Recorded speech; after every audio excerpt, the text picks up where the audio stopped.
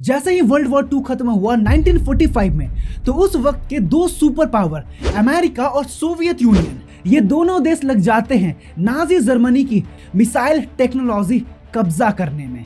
इन दोनों का जो मेन टारगेट था वो था नाजी जर्मनी का V2 रॉकेट, जो दुनिया का पहला लॉन्ग रेंज बैलिस्टिक मिसाइल था। अमेरिका ने ऑपरेशन पेपर क्लिप के जरिए लगभग 1600 जर्मन साइंटिस्ट, जिसमें वर्नर वॉन बॉल जैसे साइंटिस्ट भी शामिल थे, अमेरिका इन 1600 जर्मन साइंटिस्ट को अमेरिका लेकर आता है और उनसे रॉकेट डेवलप करवाता है। और वहीं दूसरी तरफ सोवियत यूनियन V2 रॉकेट्स के इंजीनियर और ब्लूप्रिंट को कब्जे में ले लेता है।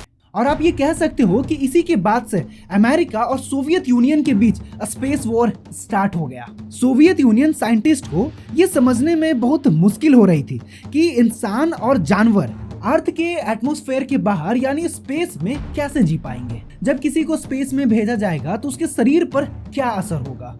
तो सोवियत साइंटिस्ट क्या करते हैं कि मॉस्को के सड़कों से कुछ स्ट्रे डॉग्स को चुनते हैं स्पेस मिशन के लिए, क्योंकि वो मानते थे कि जो स्ट्रे डॉग्स होते हैं वो एक्सट्रीम से एक्सट्रीम कंडीशन जैसे भूख, गर्मी या फिर ठंडी में सरवाइव कर सकते हैं। तो वो मॉस्को की सड़कों से डॉग्स को लाते हैं और उसमें से एक डॉग था लाइका, जो एक मिक्स्ड हाइब्रिड डॉग थी जिसका वजन लगभग 6 केजी था।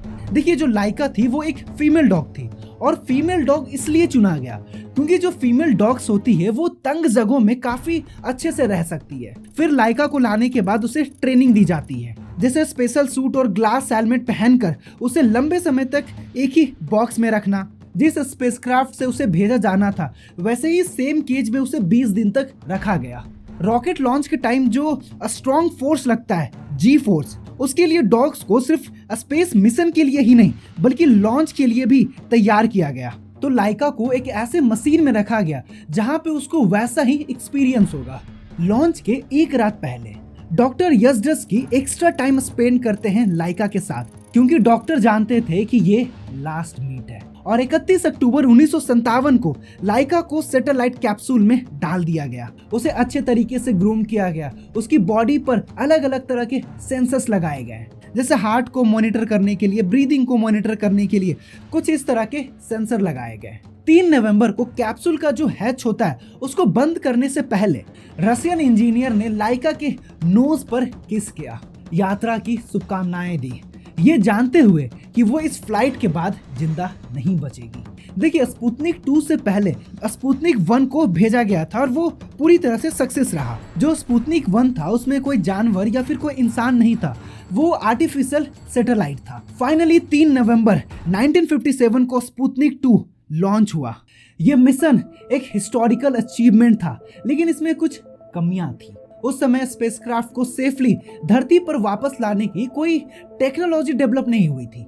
सोवियत साइंटिस्ट ये बात अच्छे से जानते थे कि लाइका का मिशन उसकी मौत से समाप्त होगा। नासा की रिपोर्ट के मुताबिक लाइका के लिए सिर्फ 1 हफ्ते का खाना और लाइफ सपोर्ट सिस्टम दिया गया।